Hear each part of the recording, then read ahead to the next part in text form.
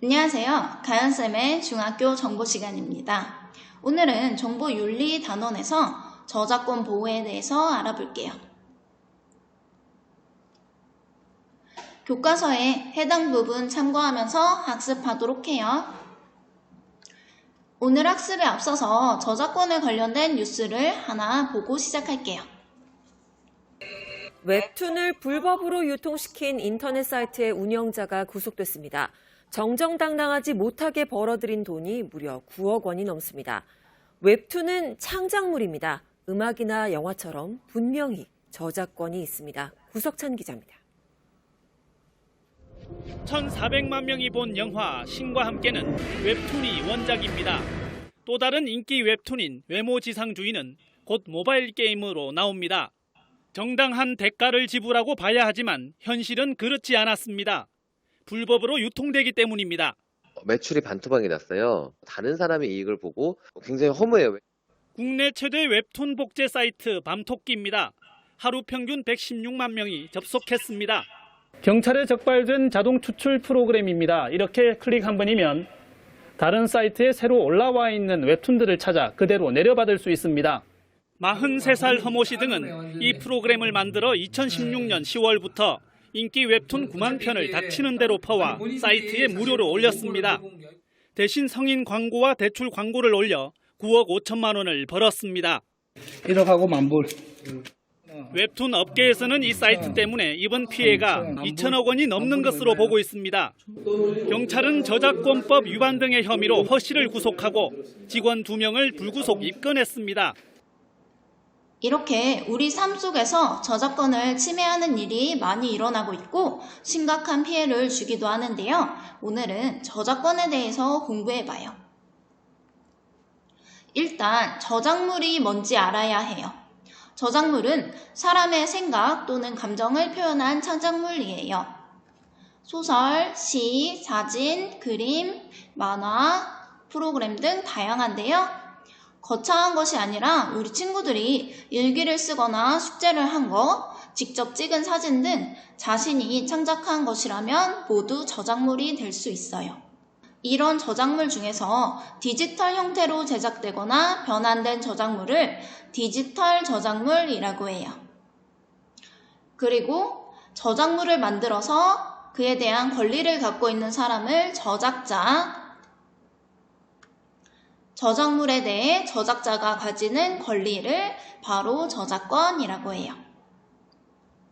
저작권은 크게 두 가지로 나눌 수 있는데요. 저작 재산권이 있고 저작 인격권이 있어요.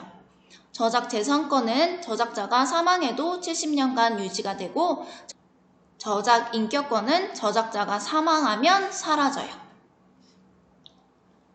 첫 번째로 저작 재산권은 총 7가지가 있는데요. 복제권, 배포권, 공중송신권, 전시권이 있고 또 2차 저작물 작성권, 공연권, 대여권이 있어요. 두 번째로 저작 인격권은 공표권, 동일성 유지권, 성명 표시권이 있어요. 선생님이 교과서에 그림들을 가져왔는데 이 그림들 보면 어떤 의미인지 대략 이해가 될 것 같아요. 그런데 우리는 왜 저작권을 보호해야 할까요? 저작자의 아이디어나 생각을 공유해서 사회 구성원들 간 공감대를 형성하고 소통에 도움이 되기 때문이에요. 그리고 저작물은 저작자의 생각과 감성을 표현한 것이므로 저작권자의 인격을 존중해야 해요. 또 우수한 콘텐츠는 문화산업 발전에 도움이 되고요. 저작물에 대한 정당한 대가를 인정해야 창작자가 앞으로 더 좋은 작품을 만들 수 있게 되겠죠. 그래서 저작물을 올바르게 이용해야 하는데요. 저작물을 구입했다고 해도 배포하는 것에는 또 허락을 받아야 할 수도 있고 아니면 바로 이용할 수 있기도 해요. 그래서 저작물을 올바르게 이용하는 단계를 한번 알아볼게요. 우선 어떤 저작물을 이용할 것인지 결정을 해야 하고요. 저작물이 보호를 받는 저작물인지 확인을 합니다. 그리고 저작권자의 허락 없이 이용한 것인지 혹은 허락을 받아야 하는 것인지 확인을 하고요. 저작권자의 허락이 필요하다면 이용 목적을 알리고 허락을 받습니다. 그 다음 허락받은 범위 안에서 사용하면 돼요. 선생님도 저작물을 이용하기 위해 저작권자의 허락을 받았던 경험이 있는데요. 선생님이 포스터를 만들기 위해 이미지를 찾고 있었어요. 그런데 쌤이 좋아하는 게 뭐죠? 네, 바로 웹툰이잖아요. 그래서 웹툰 프리드로우의 이미지를 사용하고 싶었어요.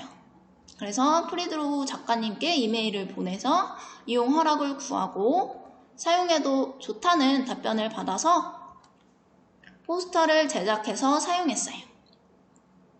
그런데 매번 저작물을 사용할 때마다 저작자의 허락을 받기는 어렵겠죠. 그래서 CCL이라고 하는 저작물 이용 허락 표시라는 게 있어요. 이 표시가 있는 저작물은 이용 허락 범위 안에서 사용이 가능한데요. 총 4가지 기호가 있어요. 우선 이 화장실 표시 같이 생긴 거는 저작자 표시라는 건데 저작물에 저작자의 이름이나 출처를 꼭 밝혀야 한다는 내용이에요. 그리고 필수 조항이에요. 그 다음에 이 달러 표시에 짝대기가 들어가 있는 모양은 돈을 벌기 위해서는 사용할 수 없다라는 기호고요. 같다 표시는 이 저작물을 변경하거나 이걸 이용해서 다른 저작물을 만들 수 없다라는 기호예요. 그리고 동그란 화살표는 내 저작물을 이용해서 다른 저작물을 만들어도 되지만 내 저작물과 같은 조건의 라이센스를 적용해야 한다는 의미예요. 이 4가지 기호 중에서 같이 사용할 수 없는 기호가 2개 있는데요. 뭘까요? 바로 변경 금지와 동일 조건 변경 허락은 같이 사용할 수가 없어요.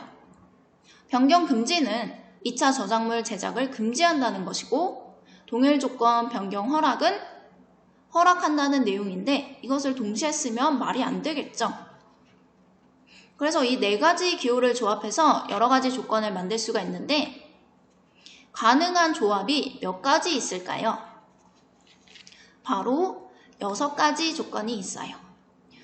우선 필수 조건인 저작자를 표시하면 된다는 것이 있고요. 이 저작자 표시와 다른 3가지 기호를 조합하면 이렇게 기호가 2개 들어간 CCL이 총 3가지가 나오죠. 저작자 표시 비영리, 저작자 표시 변경 금지, 저작자 표시 동일 조건 변경 허락 이렇게요. 그리고 3가지를 조합해서 만들 수 있는 CCL 기호가 2가지가 있어요. 저작자 표시 비영리, 동일 조건 변경 허락, 그리고 저작자 표시 비영리 변경 금지 이렇게 6가지가 있는데요. 여기서 퀴즈를 하나 내볼게요. 다음 사례에 적합한 CCL은 무엇일까요? 태성이는 웹툰을 즐겨 그리는데 자신의 웹툰을 다른 사람이 블로그나 SNS에 올리는 것에 찬성해요. 그리고 본인의 작품으로 영상물과 같은 다른 저작물을 만드는 것도 동의해요. 다만 원작자가 태성이라는 것을 밝히고 돈을 벌기 위한 수단으로는 사용하지 않았으면 좋겠어요. 이럴 때 어떠한 CCL 기호를 넣으면 좋을까요? 네, 지금 시간이 가고 있어요. 정답은 저작자 표시와 비영리예요. 그런데 이 CCL 기호가 굉장히 헷갈리거든요. 선생님도. 그래서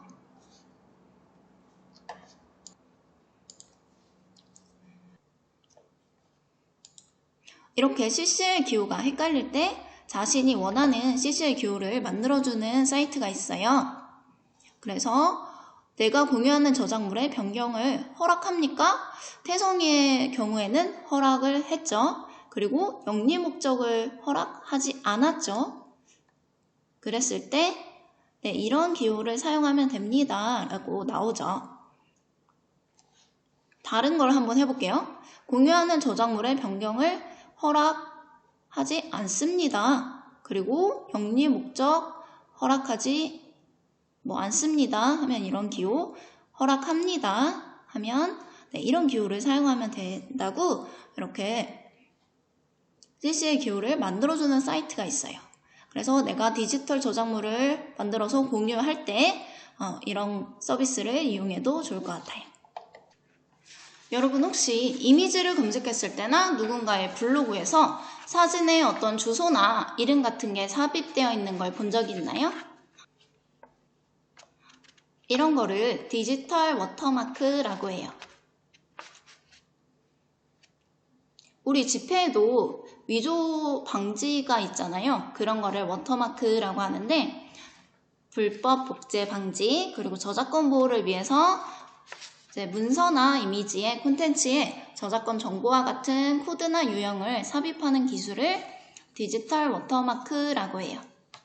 눈에 보이는 경우도 있고 눈에 보이지 않게 심겨져 있는 경우도 있어요.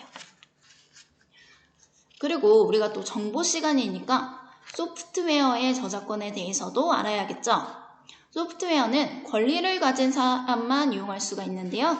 이것을 바로 라이센스라고 해요.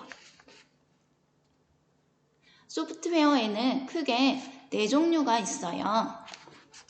그 중에서 상용 소프트웨어는 비용을 지불하고 사용해야 하는 거예요. 윈도우 같은 운영체제가 상용 소프트웨어죠. 그리고 쉐어웨어는 일정 기간 동안 무료로 써보고 마음에 들면 그 이후에는 비용을 지불해야 하는 건데 스마트폰 어플리케이션 중에 이러한 쉐어웨어가 많더라고요. 그리고 프리웨어는 개인은 무료로 사용할 수 있고 기업은 비용을 지불하고 사용해야 해요. 화면 녹화할 때 많이 사용하는 반디캠 같은 프로그램도 프리웨어고요. 오픈소스 소프트웨어는 소스코드 자체가 공개가 되어 있어 누구나 수정하면서 사용할 수 있는 건데 우리 친구들은 잘 모르겠지만 또 리눅스라고 하는 운영체제가 있어요. 네, 그런 게 이제 오픈소스 소프트웨어예요. 네, 우리 친구들 다 같이 한번 생각해 볼까요? 자유롭게 이용할 수 있는 공유 저작물에는 어떤 것이 있을까요? 하나의 예로 저작권자가 사망한 지 70년이 지난 만료 저작물들을 들을 수 있어요. 그리고 교과서에 나와 있는 사이트들 중에서 공유마당 사이트가 있는데 여기에는 이제 저작권을 걱정하지 않고 사용할 수 있는 자료들이 많더라고요. 선생님이 이 사이트에 한번 들어가 볼게요.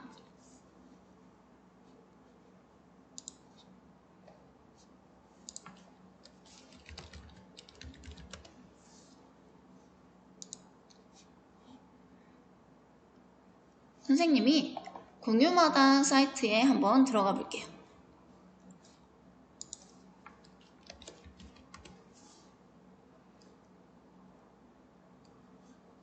네, 꽃을 검색하니까 뭐 이미지, 영상 이런 것들이 나오고 이제 저작권 중에서 상업적으로 이용할 수 있는 것 음원도 나오고요.